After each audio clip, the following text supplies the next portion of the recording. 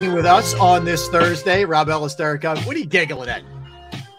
What are you up to? My wife is frantically getting ready. She is speaking at a conference in Carlisle, Pennsylvania, for 3 days, today, tomorrow, and Saturday, and she has been getting distracted with multitudes of calls about various things that need to be taken care of. And so I just told her, I said, "Get ready.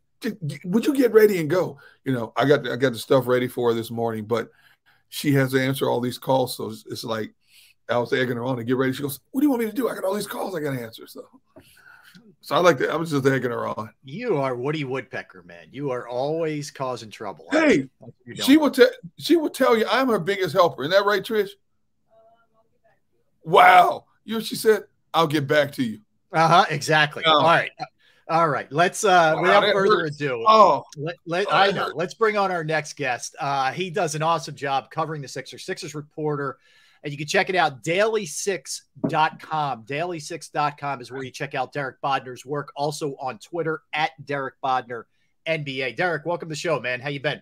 I mean, that was way more entertaining than whatever I'll give you. But Good point. Thanks for having me. Yeah, we'll get more on the Mr. and Mrs. Gunn dynamic, Derek, later. That's for sure. Hey, Derek, after my wife's comment, I'd much rather have the cat and just be with the cat by myself. They don't appreciate me around here. We get at least one cat appearance per Derek Bodner. Where's the cat, by the way? We need to see the cat. I think she's actually asleep right now, so I'm going to try not to ruin that. Yes. Maybe I can have a little bit of peace for this one. But yeah. When the kids take a nap, Derek, you got to let them sleep, man. You don't mess with it. Yeah, that's for sure. All right, Derek, I got to ask you, because I think we may be thinking along the same lines on this one, but I don't understand the Bradley Beal appeal a little bit. I look at a contract in which he's going to get 46, 50, 53, 57. I look at a guy who's played 50, 40, 60 games over the last, 3 years. A guy who doesn't defend. I understand he can score. I'm not diminishing that part of it, but I just don't think it works here. Give me your thoughts on Beal and how realistic you think this thing is. Yeah, I think you pretty much hit the nail on the head. There is, and not only does he make $50+ million over the next 4 years, I think it's $270 million over the next 4, but there's a 15% trade kicker. And also he has a no trade clause, and that no trade clause transfers with him to his next team. So if he gets here and it doesn't work out, he can be like, "No, I want to stay here. I don't want to move." And you have no recourse to that. It's just, look, on the one hand, just real bucket getter is what the Sixers need. So I get why fans are interested in, but like you, he's not a good defender. He's not a great passer for a primary option. He's not available a lot. And his salary is going to box you in. And when you start looking at the new CBA and the way that, there is basically a new, it's called a luxury tax apron. There's now a second threshold for that where it becomes much more punitive. And once you reach this threshold, it almost acts like a hard cap where really the only moves you can make are trades that either decrease salary, bringing back your own free agents, or signing players to minimum contracts. Not being able to make any move outside of that, whether that is aggregating salaries in a trade, whether that is using a mid-level exception. There's all kinds of moves that you can't make if you are over this threshold. Having 3 large contracts on your team is going to be very, very tough once this new CBA kicks in. And if one of those players isn't performing at a star level, you're pretty much screwed. So with Beal, like you said, the flaws in his game, the fact that he's not available a lot, and the fact that he's making a massive, massive amount of money and he has a no trade clause, he's just, in my mind, if you're going to push your chips in and box yourself in, he's not the right guy to box yourself in for. Okay, Connor, we lose you, Derek, and I believe a lot of this is out of frustration and desperation. What's that? I thought we lost you for a second. You're good. I'm sorry. I believe a lot of this is out of frustration and desperation. Okay, but now we're starting to hear a lot of hey, trade Tyrese Maxey to get what you need. Are you there yet at the point where you were considered trading Tyrese Maxey? Well, I would. To me, there's like 3 or 4 untradeable players in the league, so I would trade pretty much anyone. Would I trade Tyrese Maxey for the right trade? Yeah, for the right trade, but it would have to be for the right trade. Like, you're not trading Tyrese Maxey to trade Tyrese Maxey. You're trading Tyrese Maxey because that's your only way to get some person who might become available. And the devil will really be in the details with that. I do think, like I said, when the new CBA kicks in, which it kicks in next month, and it parts of the CBA and the rule changes come in the following year. When this kicks in, like players under high value contracts, you have to be really selective in who you give them out to, or at least more selective than you used to be. And there are flaws in Tyrese Maxey's game to the point where I think you need if you're going to build around him and Embiid, you need a third star. If you can get someone else who is a legitimate top 20 player, yeah, I'd consider it. But the only reason I say that is because Tyrese Maxey is one player with trade value who could actually maybe help facilitate one of those deals. You do look at it, you have, Tobias Harris, who's a large expiring contract. He helps you facilitate these trades because you can match a lot of salary. Well, you have to add something that's really tempting. Tyrese Maxey is the only something you can really add. So, yeah, you're open to it. But that's because I think the new team building in the NBA is not going to be around a big 3 or 4. It's going to be around a big 2. And if you can use Tyrese Maxey to get that big 2, you have to consider it. Yeah, I, as much as it would hurt. Derek, let me ask you about him. Just stay on Maxey for a minute. He's clearly more of a 2 and a 1's body, at least in my estimation. And we know there's some defensive limitations. Do you feel like, and he's young, but do you feel like with growth, he can become a point guard or at least a serviceable enough combo to get you into sets to feed the block? The kind of basic tenets that you have to have as a point guard. Can he be that, or are you going to have to get a bigger one, as Doc Rivers said, as the Sixers did with AI? How do you approach this with him? Yeah, I'm not going to say he can't, but he certainly isn't now, and I'm not convinced he will be. And it's not even just like feeding or playing with tempo or anything like that. Like there's just creative passes that he can't make, in part because right now he doesn't see them, in part because being a short guard, it's tougher to make some of those passes. It's tougher to thread that needle sometimes. And he has some limitations in that regard. So I do think right now, to your point, they need a bigger point guard because you need to be able to defend the other team. And Tyrese Maxey is short and limited in his defensive versatility. And you need a point guard who can play both on and off ball. And when you get into big point guards who can play on and off ball, have really good passing instincts, and can be a spot up shooter, there just aren't. Start getting constrained a little bit. There aren't that many options out there. They're usually tough to acquire, and they're usually really expensive. And that goes back to the other reason why, is Tyrese Maxey untouchable? No, because, there are players who would form a better 2-man game with him right now. Like I said, it just has to be for a top 20 quality player. And right now, I don't really see one on the market. Derek, we look at Nick Nurse, and Nick Nurse obviously is a defensive-minded coach. He's hiring defensive-minded assistant coaches. We also, I believe, agree in unison that there's not much they can do to really change the complexion of this roster. So with that said, can Nick Nurse and his coaching staff convert this group of guys into a better unit of defensive players, especially defensive perimeter players? Yeah. I do think, first of all, I think the Sixers have some limitations defensively with their personnel, and that starts with Maxey and Harden in the backcourt. But that also includes, George and Yang was in your rotation, and he's never going to be, Nick Nurse isn't going to put George and Yang in the same scheme he had played within Toronto. So I think they need some work there. But I also think that, defensively isn't where they fell short here in this playoff run. It's usually not where they fall short in the playoffs, in large part because Joel Embiid can, just completely reshape the identity of defense by himself, especially when, for all of his faults in the playoffs, Joel Embiid was dialed up defensively in a way that he isn't always in a regular season. When he's doing that, you're going to have a good defense. You really need to figure out that offensive attack. That offensive attack that, quite frankly, just failed them for the last 6 quarters against the Celtics. I think Nick Nurse being creative offensively is more necessary than trying to fix the defense, in part because I think Joel Embiid, now he struggled in the second half of Game 7 for sure. Tatum got him on some switches and burned him for sure. But overall, I think Joel Embiid is going to keep you competitive defensively.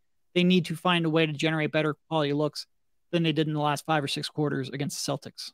All right, Derek, the giant elephant in the room is Harden. And depending who you talk to, some feel very strongly he's going to be back. Some, are seeing paths to Phoenix, to Houston, to LA potentially. Just ask you what your gut's saying, either what you're hearing, what you're feeling. What is your sense of this thing with him? My gut is he goes wherever offers him the most money. I don't think this is as complicated as many people think. And I say that, and I don't necessarily mean that the only thing he cares about is money, but I think he sees benefits in the Sixers situation, and that's his best chance to contend for a title. And I do think he wants that on his legacy, on his resume, going into the Hall of Fame. And also, I think he sees benefits in Houston where he can go back home, he can go back to his family, go back to his nightlife, and he can go to an organization that's going to help build a team around him and let him play his style of play. So I think he sees benefits in both spots. Tiebreakers are going to come down to who offers him the most money. I think that's why so much of this has been played out through the media in terms of, oh, the interest in Houston is real, yada, yada. I think he's trying to get two teams to play off of each other. And I think both teams have interest. Certainly the Sixers have interest. I think the Rockets' interest is genuine. It's just which team is going to get closer to offering him the contract that he wants. And I think you'll see a lot of him and his group trying to play both those teams off of each other over these next 3 weeks. Then let me follow up real quick, D Gun to D Bodner. When it comes to Daryl Morey, do you think he can look at this objectively enough and say, look, we'd like to have you back, but there is a limit here. I'm not going beyond 2 years, say, or something like that. Do you feel like that would be, that's where the Sixers would cut this thing off, or could it go beyond that? I certainly think there will be a limit. I don't think they would offer him the full 4-year max, 4 years, $208 million or whatever it is. I don't think anybody in the NBA is offering him anything approaching that. I don't think the Rockets would offer him 4 years, 200, which is their max. So I think there is a limit. Am I going to tell you that limit is 2 years? No, I don't know that. Would he do a 3-year deal at big money? Would he do a 4-year deal at lesser annual value? I'm not sure. And I think that's going to be fascinating. In terms of being objective, I think Daryl Morey probably believes in James Harden more than you and I do. And I think that's in large part because of the history they've shared and what he knows about him as a person. But can he remain objective? It's a good question. I think he believes in James Harden is the way I would answer that. Is this team better off moving forward with or without Harden? Short term, next year, they're definitely better with Harden. There's no question. In part because there's no real way to replace him. If he walks, they are still effectively an over-the-cap team. Now, maybe you can find someone to take on Tobias Harris, shed a little bit of money, but the odds of you shedding more money than the non-taxpayer mid-level exception, which is around $12 million, is low. So they're effectively going to be an over-the-cap team no matter what happens with James Harden. Because of that, they don't gain any flexibility short-term if Harden walks.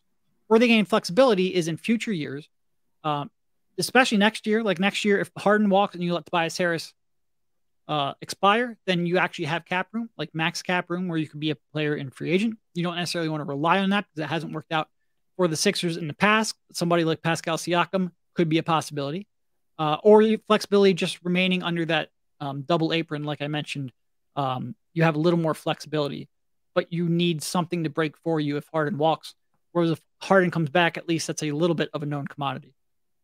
Does Harden seem like a Nick Nurse fit? Offensively, I think it could, because offensively, Nick Nurse has shown a willingness to let his players isolate to create shots. It's what they did a lot in Toronto. And offensively, Nick Nurse prioritizes three-point shot, especially his prior stops in the G League and whatnot. In Toronto, they didn't necessarily take a lot of them, in large part because they didn't have a good shooting team at all. So that offense looked ugly. But yeah, I think Nick or James Harden can play what Nick can do, what Nick Nurse wants him to do on offense. Defensively, no, they're nowhere near each other in what they want. And I think that's going to be real interesting to watch out. Nick Nurse has gotten on his players in the past, publicly and privately, for their defensive effort. Few players take more plays off defensively than James Harden does. So I am fascinated to see how that plays out. Spike Eskin on his recent podcast was talking about how he talked to, anonymous players and people close to the situation. And they said going into that final game of the season, they could look at James Harden and tell it was going to be a long off day for James Harden. And from what I know of Spike, he doesn't seem like one to just put stuff out there for clickbait, Your perspective on that, and if there's any truth to that, especially if it gets back to the front office, doesn't that turn you off in terms of wanting to bring a guy back like that who shuts it on and off when he pleases? Yeah, I mean, I think the way I would sort of say that is, I think James on good nights and bad nights coming into the game, he can look disengaged at times. And I think maybe it's a little easier to apply that in retrospect now. James he's wired in a weird way. He's very almost stoic, especially around media and even I think around his teammates. And I think it's hard to really gauge him emotionally in that regard. Do I think there might be players on the team who believes that? Sure. I don't think Spike is making that up in any regard. But I would say I think James is probably pretty tough to read. So it might be easier to say that after the fact. But you can also just look at James Harden's record in big games, and it's not good. I think my bigger concern than his mentality, even though, is that he just didn't look like he was confident attacking the rim. And that was really all series long. Like when he got to the rim, he felt like he didn't have enough burst to finish over Boston's length. And he still attacked the rim. It was just to create kick-out passes to shooters on the perimeter, and Sixers three-point shooters shot like 25% over the last 2 games, and that really hamstrung him. But James had no way to counteract that when they needed their stars to get a big bucket, because he just didn't trust his athleticism inside, which that to me is a much bigger concern than where his head was at mentally coming in, because I do think we can misread that often. Derek, one of the things that Doc Rivers said on Bill Simmons' podcast was, in regards to Harden, was they were kind of torn.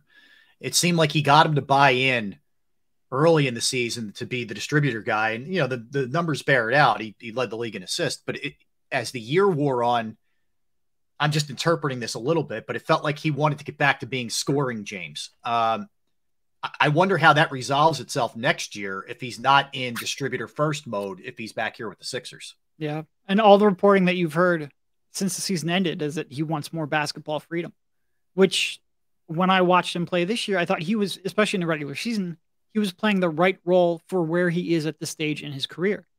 Beat Embiid, play that 2-man game, and set up the drive and kick when it's there available to you.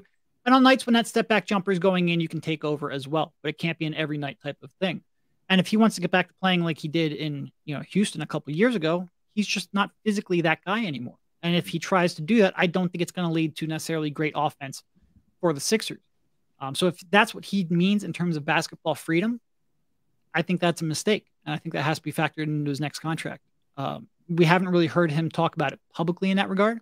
After Game 7, he did mention that, this year for him was about making sacrifices. And when asked whether or not those sacrifices were worth it, he said, well, and I'm paraphrasing, but we lost in the second round. So I think you can certainly read into that and say that he wants the ball more. But that would be very concerning for me for sure.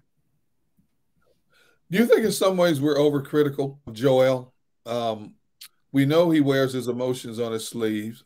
He responds to stuff on social media. At one point, not too long ago, I think it was last season, he retweeted something that was said on one of the sports talk radio stations about him and responded to it. I know a lot of people are coming down on him now about being overly sensitive, more concerned about his social media life, more so than his past. Harsh on him in a lot of ways. I mean, I think we in the media are harsh on pretty much every superstar until they win a championship. And I think that's not specific to Joel Embiid. I don't think it's even really specific to the city. You can go back to Dirk. I think national media was really tough on Dirk until he won it all. You can go back to Skip Bayless and LeBron James, best player of this generation. I think they were overly harsh on him until he won his championship. The only way you really change that narrative, go back to Jokic, who I think a lot of people felt like was a regular season player and didn't have the playoff success to match his 2 MVPs and didn't have the defense to make a deep run in the playoffs until he made that deep run in the playoffs, winning the championship. I think that's just sort of the nature of media in 2023. I think that's sort of the nature of social media.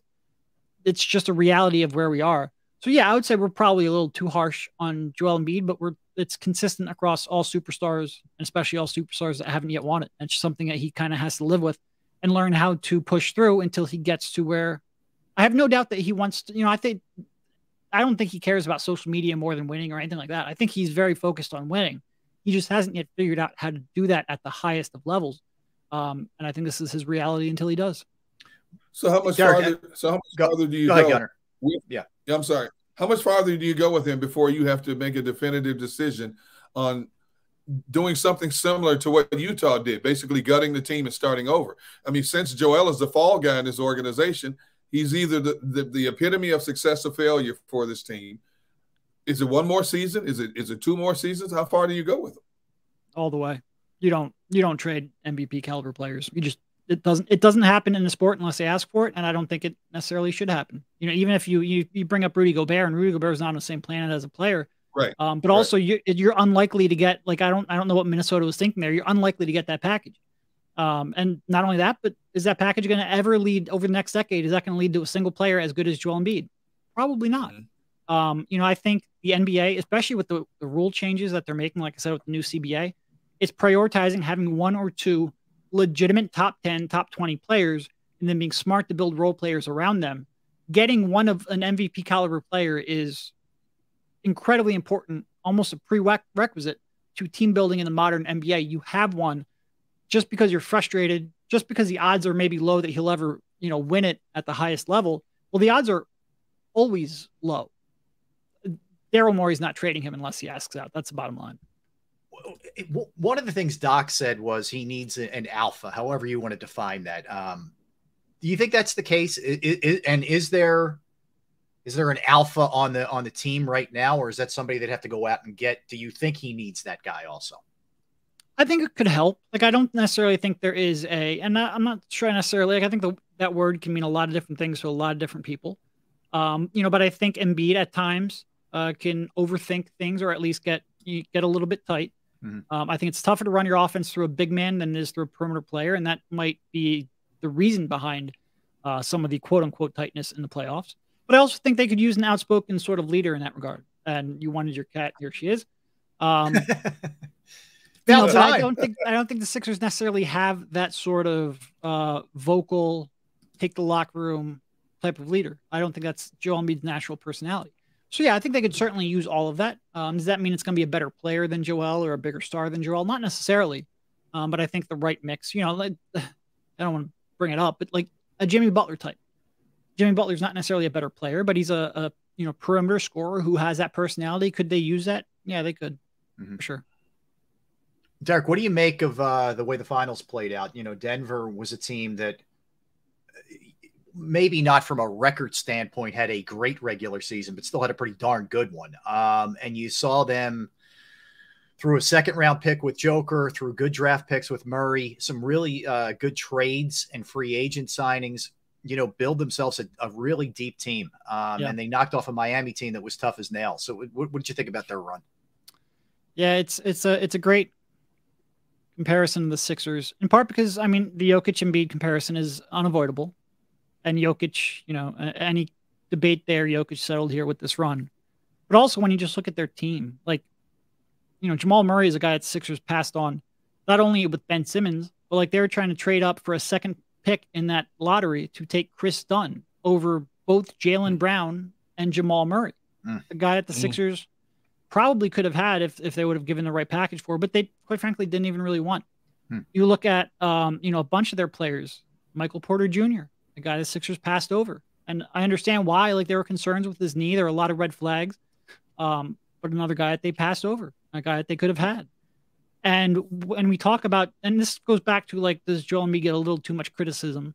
Part of it is because the Sixers didn't make enough decisions around them. They had so many different ways to build out a full, complete roster, from cap space to top draft picks to trades to even just keeping players that they had. And they almost literally, outside of Tyrese Maxey, which was a great get with the 21st pick, outside of that, almost literally at every point made the wrong decision along this journey. And a lot of that, you know, sort of like the way I talk about the Joel Embiid's playoff legacy. Like every, you know, Sixers didn't get out of the first round here or out of the second round here over the last 6 years. A lot of them were defensible in various reasons. Outside of the Hawks series. Hawks series was indefensible. They should have won that. Whatever. A lot of those, though, you could understand, but it's a collection of all of them that's tough to wrap your mind around. But a lot of the Sixers' mistakes, you can understand it in the moment, were defensible in the moment. But by gosh, you just got to make, like, you've got to be over the Mendoza line to build a team, and they just haven't been. And it's frustrating. And it leads to, I think, a lot of this discussion. Because when they Sixers drafted Joel Embiid, I thought, okay, here's a defensive player of the year caliber player who might be able to develop into being a second option on a championship team. Well, now if he's only a second option on a championship team, we call that a failure because he developed farther than we expected him to. But you need him to be that top option, that leading scorer in the league, because you made almost a mistake at literally every step of the journey. They should not be as boxed in as they are right now, but they are. Yeah. Good summary there. I mean, not good for the Sixers, but Good job out of you. Derek, Gunner, you got anything else for Derek? We'll let him get running. What's your cat's name again? We always. This one is Cooper. I've got another one who's older, Peanut, but he doesn't really jump up on the desk because he is 16 years old and just wants to sleep and eat. He plays like Joker. He's not a guy who's a big leaper, Peanut. He does other things. He's got other strengths. Yes. Derek, listen, man, keep up the good work and tell everybody who follows this team, you want to be following Derek, daily6.com. Of course, Absolutely. at Derek Bodner NBA on Twitter. Derek, appreciate it, man. Thanks for a couple minutes. Thank you. Thank you, man. Take care. Have a great day. Derek Bodner. A really good summary there, Gunner, to close things out on kind of what's going on here. We have these grand debates all the time about the process and, what happened, why maybe they haven't been able to get to that point. But more than anything else, it is personnel failures. It's draft failures. It's trades that just haven't worked out, overpaying for Tobias Harris. I mean, there were just too many mistakes made when you had that amount of assets with good picks and money to end up with basically Maxey and Embiid, to show for it. That's it. I mean, I know Harden's here by proxy through a trade for Simmons and all that, but man, so many mistakes made along the way.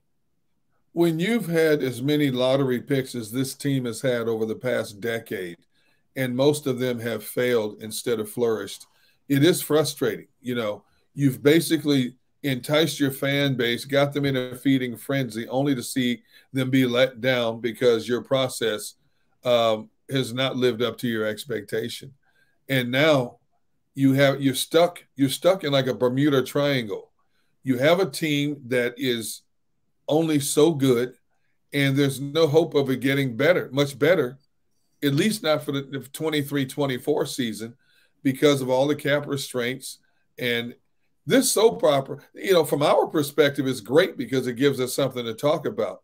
But this is a soap opera that's just going to keep going on and probably into September when we see what this final team looks like before it heads to training camp. Yeah, but Derek, I'll tell you, I get it, and it does provide us content. I'd be lying if I said it did. Sure. But as somebody who grew up here, I would like to see, I would have liked to seen this thing pay off, in a way that was better than where it was when you started this. Frankly, they have not advanced past. Their big thing was we can't get out of the second round with Drew Holiday and that crew, Iggy and all those guys. We're making the move here. Okay. And this is as far as it's gotten. So you put the fans through a lot of pain, frankly, for a lot of years for nothing so far, a whole lot of nothing. And again, is Embiid fun to watch? Of course he is. The guy won the MVP. There's no doubt. And are they entertaining? Yeah, I would say they're an entertaining team. I don't think there's a debate about that, but it is ultimately about winning at this point. And you're right. Like, I get your point. There's always a lot for us to talk about with them, and that's great for us for what we do. And I think it makes it interesting for the fans and all that. But if you don't get the payoff, man, what difference does it make ultimately in the end?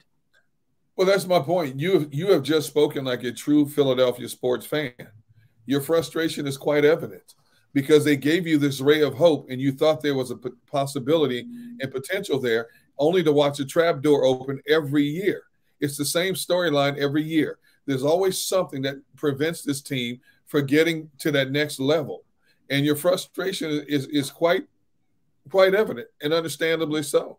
And as we sit here today, we don't know. We don't believe. There's nobody believes that the product is going to be much better, that they're much closer to getting to the conference finals or getting to the NBA championship round because of their financial situation. Plain and simple. There's a possibility it could be worse. If Harden leaves, it could be worse before it gets better, to be honest. Yeah, I agree with you. And look, the problem too is you don't see a way out of it right now. No. They're cap strapped. They don't have draft picks. Nope. Harden's got you up against the barrel to an extent. It's hard to see a way out of this thing. That's for sure. All right, let's get a timeout, Derek. Let's talk some NFL, man. We'll dig into Stephon Diggs, that weird situation. Carson Wentz back on the scene, potentially. Yes, we will get into that. A lot of other things, including some rules on gambling in the NFL because it's bit a bunch of players. So we'll lay out what they can do, what they can't do, all those kind of things. Don't go anywhere. That's Derek Gunn. I am Rob Ellis. We are Sports Take, JAKIB Sports YouTube Network. I want to tell you right now about Flynn Tree Services. Yes, they are an experienced, licensed, and insured Pennsylvania tree services company that will trim or remove any unwanted trees off of your property. They're experts at trimming all types of trees, and they serve southeastern Pennsylvania, South Jersey, and northern Delaware. Flynn Tree Services specializes in tree removal, stump grinding, as well as tree pruning. You go to their Facebook or Instagram page for more information or a sampling of their work. Give Flynn Tree Services a call. 610-850-2848. 610-850-2848 or online at flynntreeservices.com.